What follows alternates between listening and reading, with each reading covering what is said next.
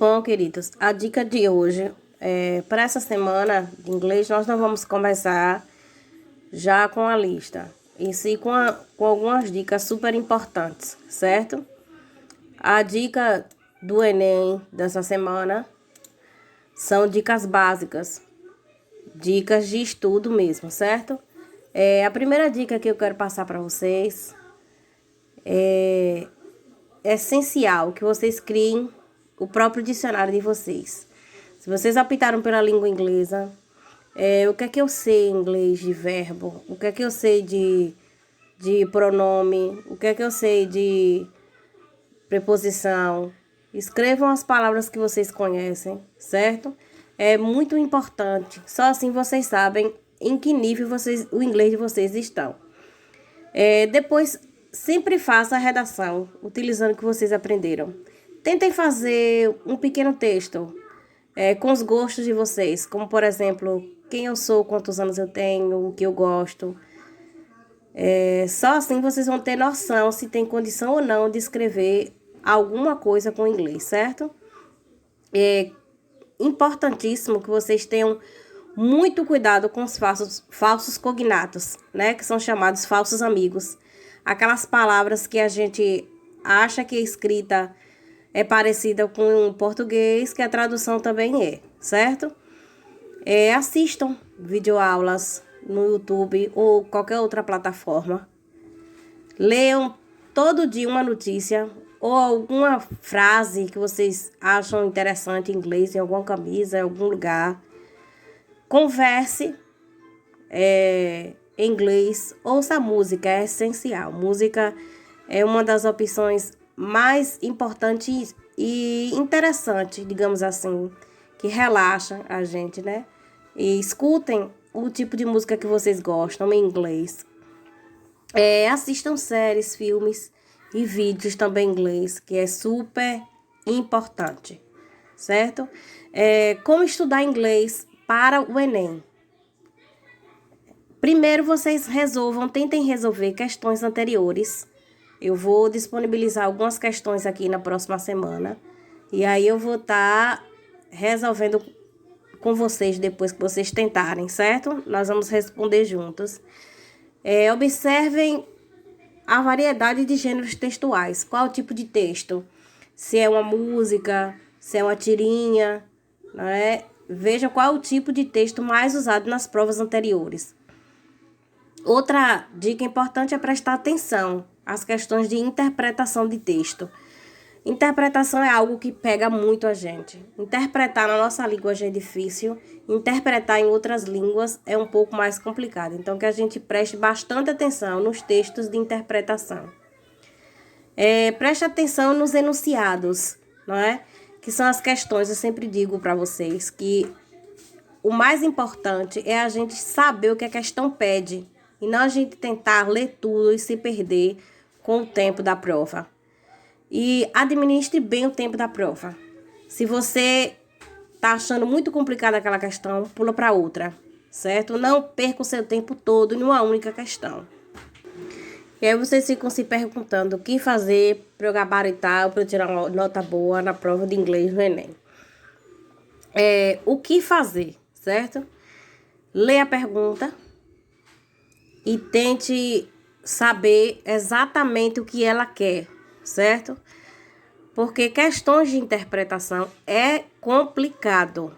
Então, não vá tentando ler tudo, tentando traduzir tudo. Vá exatamente ao ponto G. O que a questão quer, certo? De você, o que ela exige. Depois, aí sim, leia o texto. Se a questão quer que você leia o texto inteiro, interprete o texto inteiro, leia o texto inteiro. Se ela quer a resposta só de um parágrafo, leia o parágrafo. Se quer saber a tradução de alguma palavra grifada, alguma coisa, você vai exatamente naquilo que a questão exige de você. Depois, grife verbos e preposições, certo? Quando eu digo que é importantíssimo vocês saberem fazer um dicionário básico com as questões que vocês já sabem, porque quando a gente se depara no texto em inglês, se a gente não souber ao pé da letra a tradução do texto inteiro, as palavras que a gente já conhece são essenciais, são de extrema importância, certo?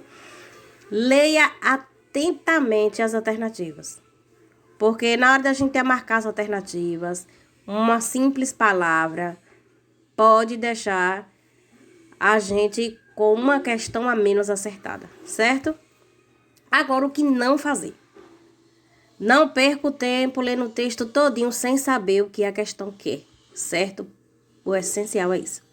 Depois, nunca deixe o inglês por último, para depois fazer a prova correndo, certo? Ler as alternativas sem prestar atenção, isso nunca, certo? Então, uma coisa, nunca deixe o inglês por último e nunca passe as alternativas sem prestar bastante atenção. E não se apegue lendo tudo sem saber o que a questão quer, certo?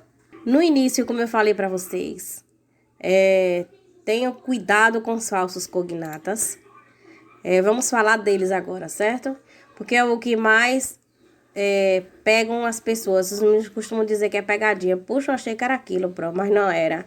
Falsos cognatas são aquelas palavras que se parecem à escrita com português. A gente acha que a tradução é aquela e aí vai e marca o X, né? É onde está o X falso, não é? Chamado X9 são os falsos cognatas. Essa dica é super importante, a gente prestar atenção com os falsos cognatas, certo? Na disciplina de inglês, e importante ainda quando a gente vai fazer alguma prova do Enem ou alguma prova de vestibular, é importante a gente tomar cuidado com esses falsos amigos, certo? Eles também são chamados de cognatos, certo? Ou false friends, que em português são falsos amigos. Eles são termos que parecem significar uma coisa, pela escrita ser bem parecida em português, mas que o significado é bem diferente. Sim, mas a senhora explicou, mas eu ainda não entendi. O que são cognatas, né? É muito comum na língua inglesa, que são esses cognatos, palavras parecidas. Elas são palavras de procedência grega ou latina. Aí são bastante parecidas com a da língua portuguesa, tanto na escrita como no significado.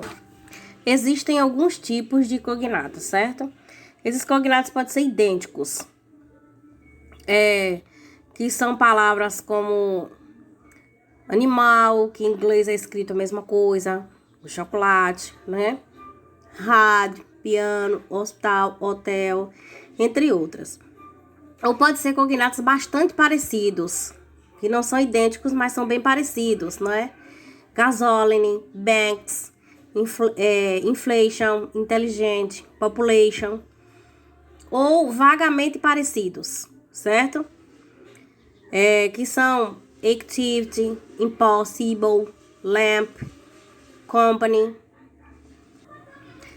Eu coloquei aqui nessa imagem alguns falsos cognatas, certo? Esses cognatas são os mais usados tanto em textos como em tirinhas ou em atividades, e até mesmo em provas de vestibulares e do Enem, certo? São os principais cognatos, são os principais falsos amigos. As palavras que mais pegam a gente são essas aí, ok? No caso, essa palavra aí é mais usada. Eu já fiz o Enem umas 2 vezes e eu já encontrei essa palavra nas 2 vezes em que eu fiz o Enem em alguns textos. E parece muito com atualmente, mas é verdadeiro, certo? Esse application, que a gente vai dizer que parece aplicação, mas é inscrição, certo? São uma das palavras que mais pegam a gente, certo? Curse e course são bem parecidos, certo? Curse, maldição, e já curso em inglês é curse. Vegetable, não é? Que são verduras, a gente diz que são vegetais, não são vegetais. Vegetais são plants. O famoso lunch, né? A gente acha que lunch é lanche, mas é almoço. Lunch Snake. Um que mais pega a gente, library, que a gente diz que é biblioteca. A tradução biblioteca, a gente anda dizendo por aí que é livraria, certo? Livraria é bookstore, né? Nada de library. Bom, eu coloquei essa lista de falsos cognatas aí nessa imagem. Vocês podem dar uma lida, dar uma olhada em todos eles. Eu não vou ler todos porque vai ficar muito cansativo, certo? Coloquei algumas reading strategies, né? Que são estratégias de leitura. O que são estratégias de leitura? Não é? São... É algo que você faz para que você se dê bem, certo? E ganhe tempo. Em inglês, essas estratégias de leitura podem ser feitas integradas com as informações presentes no texto, certo?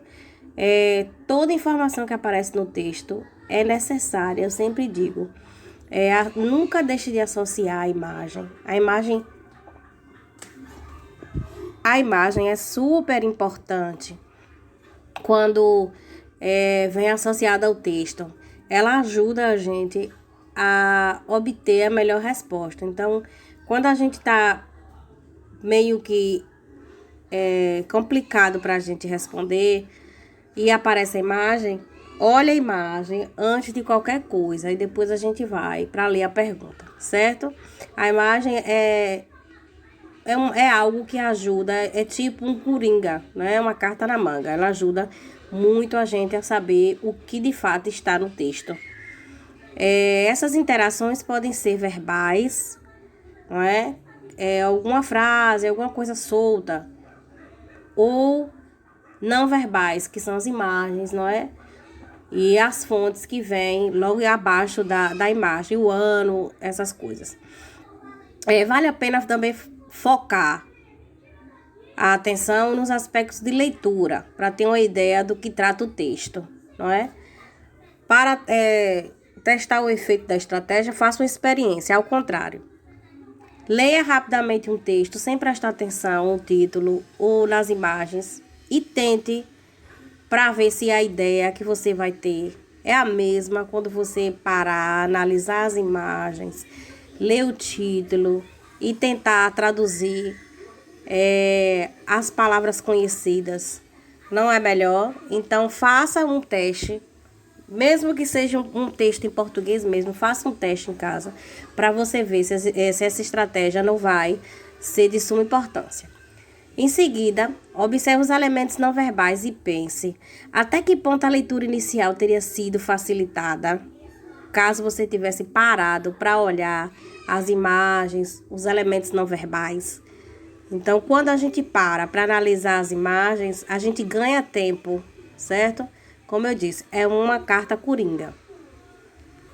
Quando o texto é muito longo, é bom que a gente comece a ler ele por parágrafo e a gente comece a escrever de lápis na prova a ideia de cada parágrafo, para que a gente não se perca, certo? Outra estratégia de leitura importante é ter foco na lógica do argumento, quando você desconhece os fatos apresentados. Para isso, é importante a gente saber ou conhecer algumas palavras-chave do texto. Por isso é bom que a gente vá treinando nosso vocabulário em inglês. Mas por que isso tudo é importante? Porque eu preciso assistir esse vídeo até o final sobre as dicas em inglês. Primeiro que essas dicas vão fazer você ganhar tempo. E provas de questões de vestibular e do Enem é uma corrida, não é, contra o tempo. Porque são muitas questões, são várias disciplinas num dia, não é uma disciplina só. E quanto mais tempo a gente ter para analisar as outras questões mais difíceis, mais complicadas, melhor. Então, quanto mais tempo sobrando, melhor. Então, essas dicas vão fazer com que vocês tenham tempo de sobra, né? Porque essas dicas são importantes além da sobra de tempo, da ganha de tempo. É importante porque a prova do Enem valoriza o aluno que reconhece informações de compreensão, de interpretação, e do conhecimento sobre artigos, tabelas, gráficos, propagandas, cartoon, tirinhas ou até letras de música, né? Em inglês, como já apareceu algumas vezes. Então, além de questões gramaticais e de vocabulários extraídos do próprio texto, não é?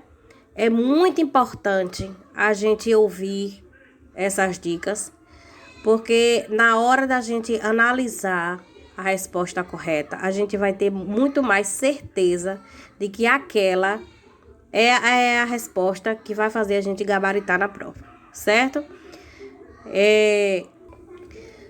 Mas eu não costumo selecionar inglês, apesar de eu estudar inglês e coloco espanhol na prova do Enem.